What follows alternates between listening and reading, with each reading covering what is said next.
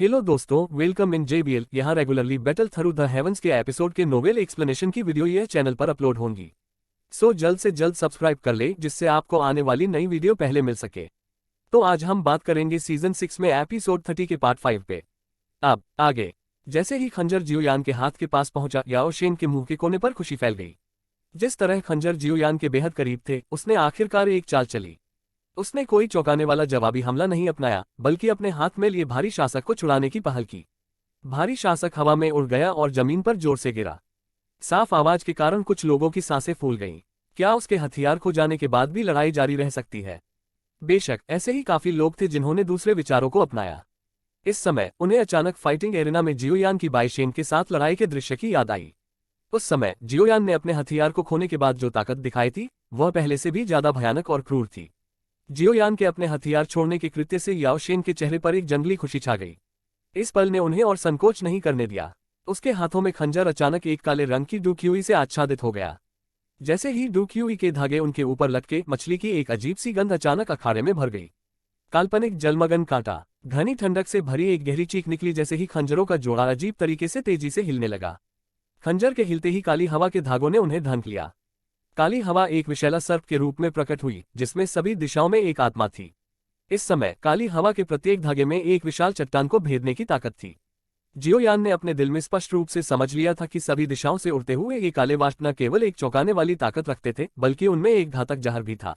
जैसा कि उसने उन्हें देखा, जियोयान के हाथों ने तेजी से उसके सामने कुछ मुहरें बनाई। उसने तुरंत एक नर्म चीख निकाली और भांवर के भीतर स्वीकृति आत्मा से हरे रंग की लपटों की फुहारें तेजी से निकली। जैसे ही उसके शरीर के भीतर की लपटें बाहर निकली, जियोयान के शरीर का बाहरी हिस्सा एक बार फिर से आग की लपटों से लिपट गया। इसके अलावा जैसे ही लौ टिमटिमाती है, यह बिजली की गति से पलक झपकते ही एक लौ कवच में बदल जाती है। चीख ची। जैसे ही असंख्य काले धागों ने कवच पर जोर से दस्तक दी, ऐसा प्रतीत हुआ जैसे बर्फ उबलते हुए तेल से मिल रही थी, क्योंकि चीख ध्वनि बार बार निकल रही थी। बल जो एक विशाल चट्टान को भेदने के लिए पर्याप्त था, केवल ज्वाला कवच को थोड़ा डेंट करने का कारण बना। जैसे ही काले धागे विस्फोटक रूप से बढ़े, दो घनी ठंडी चमक उठी। बिजली की तेज गति के साथ वे तुरंत ज्वाला कवच की ओर हिंसक रूप से घुस गए। तुरंत अखाड़े के भीतर से दो स्पष्ट धातु की आवाजें सुनाई दी। गहरे काले रंग के दो खंजर बहुत बड़े थे। भले ही हरे रंग की लौ का कवच बेहद मजबूत था, फिर भी यह आधी उंगली की गहराई तक घुसा हुआ था। भले ही यह घुसा हुआ था, यह खंजरों की सीमा थी।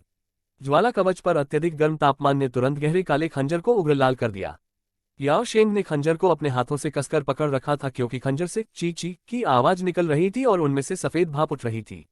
इस तरह की स्थिति ने उसे इस हद तक झकझोर दिया कि उसने जल्दी से अपनी डुक्यूई को अपने हाथों में लपेट लिया। इसके बावजूद उन्हें अभी भी एक तेज दर्द महसूस हो रहा था, जो धीरे धीरे मजबूत हो रहा था। याओ शेंग ने हिंसक रूप से खंजरों को धक्का दिया, लेकिन वे जरा भी नहीं हिले। बेबस वह केवल तेजी से अपने हाथ छुड़ा सकता था। जैसे ही वह पीछे हटे, उनकी नजर जियोयान पर गौर से देखने लगी, जिसका पूरा शरीर ज्वाला कवच के भीतर लिपटा हुआ था। इस समय वह बेहोश होकर हेलमेट के नीचे से एक नकली टकटकी चमकते हुए दिखाई दिया। डुक्यूई की हरी लौ अचानक बढ़ गई और जियोयान के सिर को ढकने वाली हेलमेट की लौ तुरंत गायब हो गई। हेलमेट के गायब होने से जियोयान का चेहरा सामने आ गया था। इस समय उसका मुंह मेढक की तरह दिखाई दे रहा था, जैसे वह एक बड़ी लयबद्ध गति में धड़क रहा हो। उसके हाथों ने तेजी से एक मुहर बनाई। ये गलत है। याओ शेन का दिल, जो वापस पीछे हट रहा था, जियोयान की हरकतों को देखते हुए अचानक डूब गया। हालांकि जैसे ही यह विचार उसके दिल में कौंध गया, जियोयान के हाथों की सील अचानक बंद हो गई। उसका मुंह अचानक खुलने से पहले ही धड़क गया। तुरंत एक अत्यंत स्पष्ट बाघ की दहाड़, जिसने किसी के कान का पर्दा हिला दिया, अचानक अखाड़े के भीतर विस्फोटक रूप से सुनाई दी। लान टाइगर गोल्ड शैटरिंग दहाड़। जियोयान के मुंह से बाघ की दहाड़ की आवाज निकली।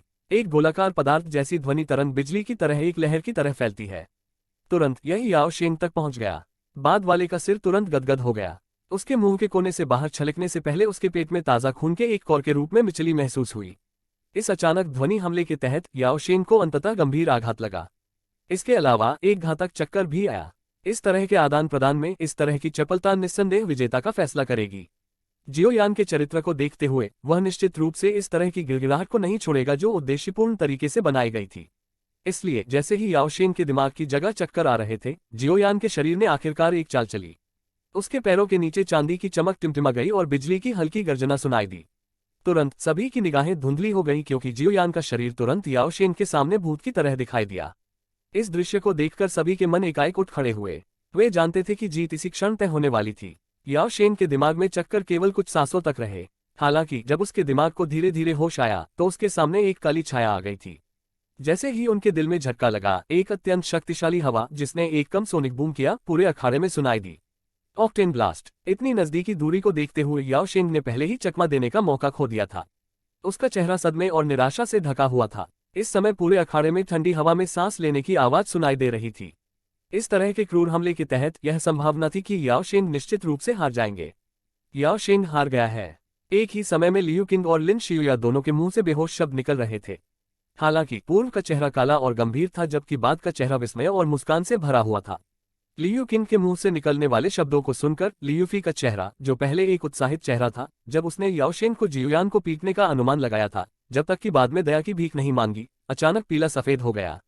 उसका मुंह बार बार यही सोचते हुए खुला और बंद हुआ कि यह कैसे हो सकता है।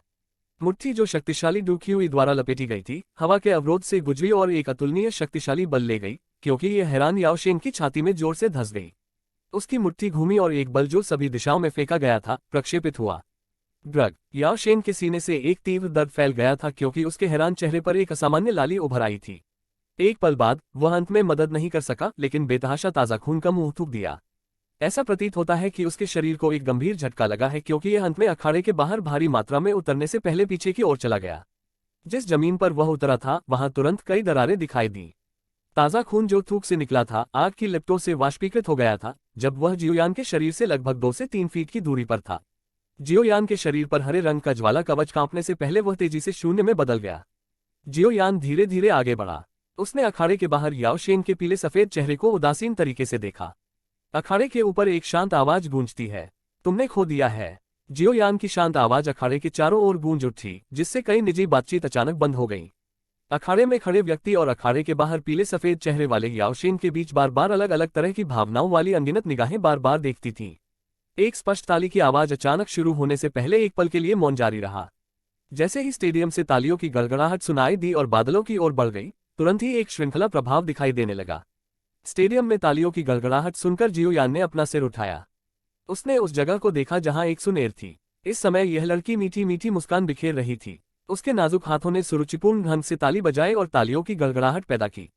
सबसे पहले जो ताली बजती थी वह इसी जगह से आती थी। जियोयान एक बार फिर अपना सिर घुमाने से पहले एक सुनेर को देखकर मुस्कुराया।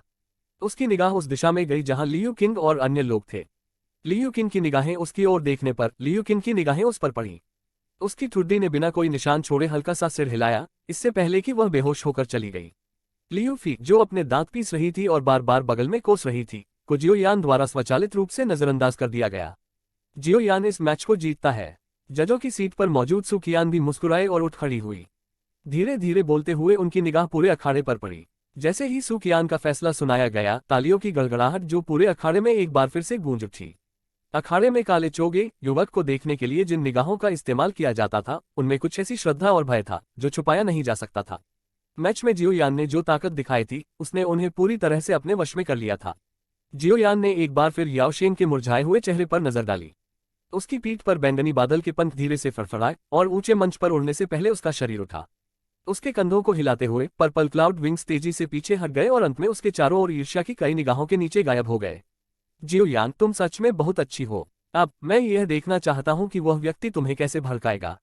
वू हाओ ने मुस्कुराते हुए अपने चेहरे पर आश्चर्य प्रकट किया और जियोयान को एक भारी मुक्का देते हुए बोला।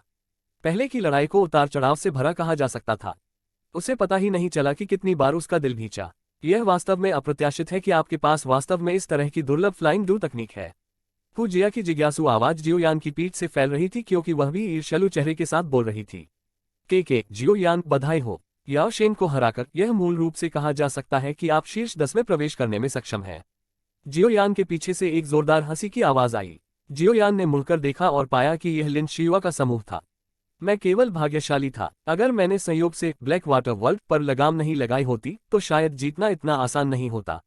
जियोयान ने अपना सिर हिलाया और मुस्कुराते हुए जवाब दिया, आपके पास फ्लाइंग डू तकनीक है ताकि ब्लैक वाटर वर्ल्ड का आप पर वैसे भी ज्यादा प्रभाव न पड़े। लिन शियुआ की नजर बिना कोई निशान छोड़े जियोयान की पीठ की ओर चली गई और उसने अपनी जीभ पर क्लिक किया और उसकी प्रशंसा की। हालांकि अब जब आपने याओ शेंग को हरा दिया है तो आपने लियू किंग के समूह की शक्ति को कम कर दिया है। यह संभावना है कि भविष्य में अब कोई भी व्यक्ति आपको हेय दृष्टि से नहीं देखेगा। लिन शियुआ की निगाह उस जगह की ओर गई जहां लियू किंग का समूह था, जब वह चिढ़ाने वाली मुस्कान के साथ बात कर रहा था। मैं केवल शीर्ष 10 में प्रवेश करना चाहता हूँ। यह वास्तव में मेरे लिए बहुत मायने नहीं रखता है कि यह शीर्ष 10 में पहला है या 10वां है। जवाब देते ही जियोयान मुस्कुराया। वह लिन शियुया और लियू किन के गुटों के बीच प्रतियोगिता में प्रवेश नहीं करना चाहते थे। ग्रैंड प्रतियोगिता में भाग लेने के पीछे उनका उद्देश्य केवल शीर्ष 10 स्थान प्राप्त करना और blazing sky QE refining tower के निचले स्तर में प्रवेश करने की योग्यता हासिल करना था। चून की पहली और 10वीं रैंक दोनों के पास ऐसा करने की योग्यता थी। यह तब तक ठीक था जब तक वह शीर्ष 10 में स्थान प्राप्त करने में सक्षम था। लिन शिया हंस पड़ी। उसने जियोयान के शब्दों का अर्थ भी सुना था और इस विषय में उलझा नहीं रहा। उन्होंने बातचीत को पुनर्निर्देशित किया क्योंकि उन्होंने कहा कि हम ग्रैंड कॉम्पिटिशन के बाद गहरे पहाड़ों की वापसी यात्रा कर सकते हैं। अगर आपका भी कुछ इंटरेस्ट है तो आप हमारे साथ आ सकते हैं। उस वस्तु से तुम्हें बहुत बड़ा लाभ होता है। जियोयान का दिल उछल पड़ा जब उसने लिन शियुआ को कोरक्वेंचिंग बॉडी मिल्क की बात करते हुए सुना। हालांकि उसके चेहरे के हाव भाव में कोई बदलाव दर्ज नहीं हुआ क्योंकि वह बेतरतीब ढंग से बेपरवाही से बोला, हम देखेंगे कि वह समय कब आएगा। हालांकि उस जानवर की ताकत थोड़ी भयावह है। इसमें सफल होना आसान नहीं होगा। हम बस कोशिश कर सकते हैं। ऐसा नहीं है कि आप उस चीज का मूल्य नहीं जानते। लिन शिया ने आह भरी। हालांकि वह स्पष्ट रूप से जानता था कि सफलता की संभावना कम थी, फिर भी वह हार मानने को तैयार नहीं था। जियोयान ने अस्पष्ट तरीके से सिर हिलाया। अखाड़े के भीतर एक तीव्र लड़ाई से उसकी आंखों को आकर्षित करने से पहले उसने लापरवाही से लिन शियुया के साथ थोड़ी बातचीत की। जियोयान ने भी लड़ाई में लिन यान को कार्रवाई करते देखा था। आग के जहर को उसके शरीर से पूरी तरह से बाहर निकालने के बाद बात की ताकत में स्पष्ट रूप से सुधार हुआ था। जियोयान के अनुमान के अनुसार यदि कोई वर्तमान लिन यान को पूरी तरह से उसकी ताकत के आधार पर आंका जाए तो संभावना है कि वह शीर्ष 5 में प्रवेश करने में सक्षम होगा। इस मैच में उनका प्रतिद्वंदी मात्र कोई था जो मजबूत रैंकिंग में 19वें स्थान पर था। इस प्रकार लिन यान ने अपनी ताकत का अधिक उपयोग नहीं किया और अपने प्रतिद्वंदी को 20 एक्सचेंजों के बाद हार मानने में कामयाब रहे। लिन यान के दिखाई देने के कुछ समय बाद जियोयान ने जिन 2 अन्य विरोधियों पर ध्यान दिया वे भी एक के बाद एक सामने आए। वे लियू किंग और लिन शियुआ थे।